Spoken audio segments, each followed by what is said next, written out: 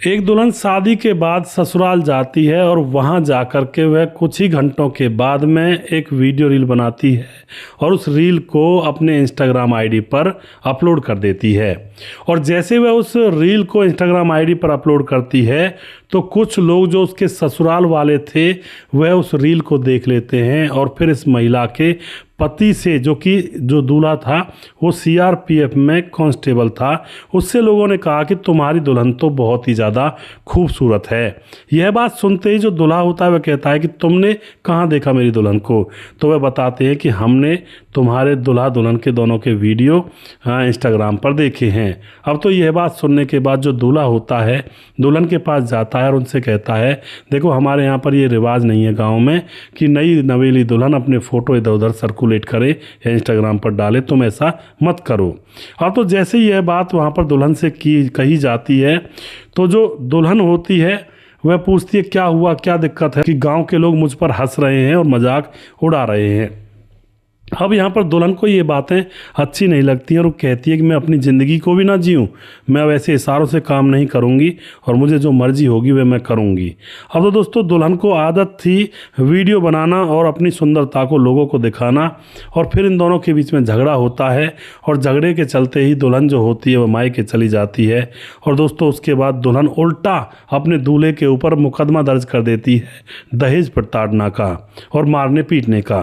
फिर दोस्तों इस मामले की जांच एक दरोगा जी करते हैं और फिर दरोगा जी उस दुल्हन के साथ घूमते हैं तो उसके ऊपर लट्टू हो जाते हैं और उसके बाद होता है एक भयानक कत्ल किसका था और क्या हुआ था इस कहानी के अंदर, यह मैंने थोड़ा सा टाइटल आपको यहाँ पर बताया है। अब हम यहाँ पर पूरी कहानी जानेंगे कि आखिर दुल्हन या फिर दूल्हे का या फिर किसका यहाँ पर कत्ल होता है और क्यों होता है और क्या इस घटना में घटा था।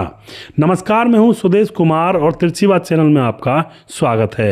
यह घटना घटित होती है उत्तर प्रदेश के हमीरपुर के अंदर मोधा थाना पड़ता है और उसके अंदर रमना गाँव पड़ता है। वहाँ पर 13 नवंबर 2025 की सुबह लगभग 8 बजे दो लड़के सड़क पर घूम रहे थे। तभी घूमते घूमते झाड़ियों में एक महिला की नग्न लाश वहाँ पर पड़ी हुई थी और उस लाश को देखते ही वह लड़के घबरा जाते हैं। उस पर एक कुत्ता लगा हुआ था, कुत्ते को भगाया जाता है और उसके बाद पुलिस को खबर दी जाती है। पूरा गांव अचंभे में था कि आखिर यह महिला कौन है, क्या हुआ, क्या मैटर था।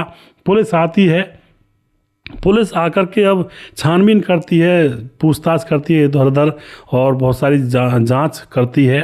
तो पुलिस सीसीटीवी कैमरे खंगालती है।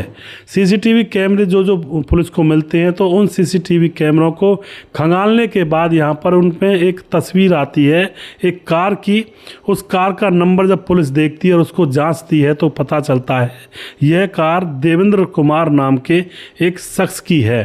तो पुलिस तुरंत उस देवेंद्र कुमार के पास चली जाती है और वहाँ जाकर पूछती है कि ये कार तुम्हारी है और कल कहाँ थी ये कार। लेकिन दोस्तों अब जो देवेंद्र होता है वह कहता है कि कार तो मेरी है सर, कार तो मेरी है, लेकिन मेरी इस कार को मांग करके शादी में जाने के लिए दरोगा अंकित कुमार यादव मुझसे उधार ले गए थे रात के लिए। अब तो दोस्तों यहाँ पर अंकित कुमार यादव जो थे जिनकी पोस्टिंग थी थाने के अंदर उनको अरेस्ट किया जाता है। सीडीआर लोकेशन भी निकाली जाती है और पकड़ा जाता है और पूछताछ उनसे की जाती है। अब जब पूछताछ की जाती है तो जो अंकित कुमार यादव होते हैं वे बता देते हैं कि यह जो महिला मृत पड़ी हुई है यह मेरी प्रेमिका थी और मैंने ही यह कांड किया है। अब पुलिस उससे सख्ती से पूछताछ करती है कि आखिर मामला क्या था, पूरी तरह से हमें डिटेल में बताओ, हमारी समझ में नहीं आ रहा आखिर मामला क्या था। तो वह बताता है कि इस महिला का नाम किरण है, उम्र इसकी 30 साल है, यह शादीशुदा थी और यह गांव मकरई जिला महोबा की रहने वाली है। इसकी शादी 2023 में 22 फरवरी को विनोद कुमार के साथ हुई थी। विनोद कुमार जो कि सीआरपीएफ में जवान हैं और विनोद कुमार पीछे से रहने वाले हैं, लालपुर थाना क्षेत्र पड़ता है और उसके अंदर गांव नघेरा हमीरपुर ज़िले के अंदर रहने वाला है। तो इन दोनों की शादी हो जाती है 2023 में अब 2023 में जो ये लड़की होती है, यह वीडियो वगैरह अपलोड करती है इंस्टा पर, तो घर वालों को, जो ससुराल वाले होते हैं, उनको मंजूर नहीं होता है, तो उनसे झगड़ा करके उनको छोड़ कर आ जाती है और उनके खिलाफ ये मुकदमा दर्ज कर देती है दहेज प्रताड़ना का। तो 2023 में किरण ने मुकदमा दर्ज किया था पति के खिलाफ और अपने ससुराल वालों के खिलाफ दहेज का और मारपीट का।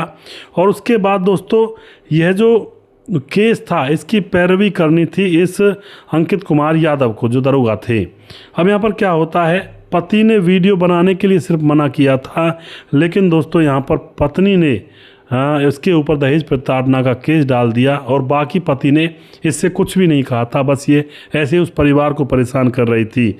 अब तो यहाँ पर क्या होता है, केस चलता रहता है, केस चलता रहता है। तो जो दरोगा अंकित कुमार यादव होते हैं वे केस के लिए इसके साथ रहते हैं, यानी कि केस की पैरवी करते हैं।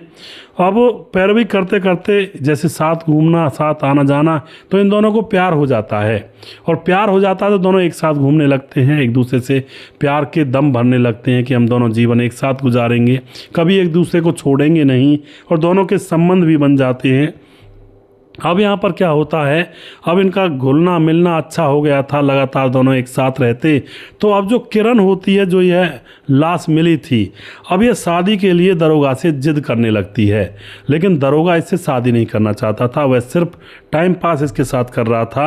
अब दरोगा जब इससे शादी की मना करता है तो गाली गलौच और फिर इनके बीच में झगड़े होते हैं, और अब दरोगा इसका फ़ोन उठाना बंद कर देता है और इससे दूरियां बना लेता है और इसके नंबर को ब्लैक लिस्ट में डाल देता है। इस बात को लेकर के ये बहुत ज़्यादा परेशान थी और बहुत ज़्यादा नाराज़ थी दरोगा से।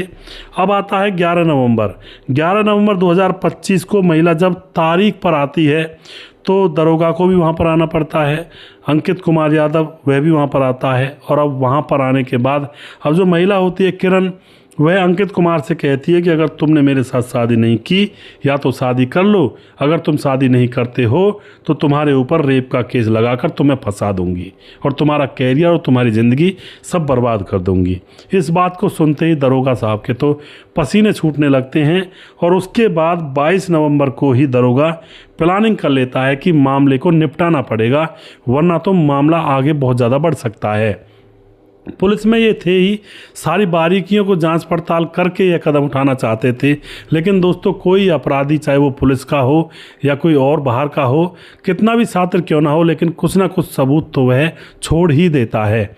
ऐसा इस घटना के अंदर होता है। अब ये जो दरोगा होते हैं 22 नवंबर 2025 को रात को यह देवेंद्र के पास जाते हैं और देवेंद्र से उसकी कार मांगते हैं कि मुझे शादी में जाना है।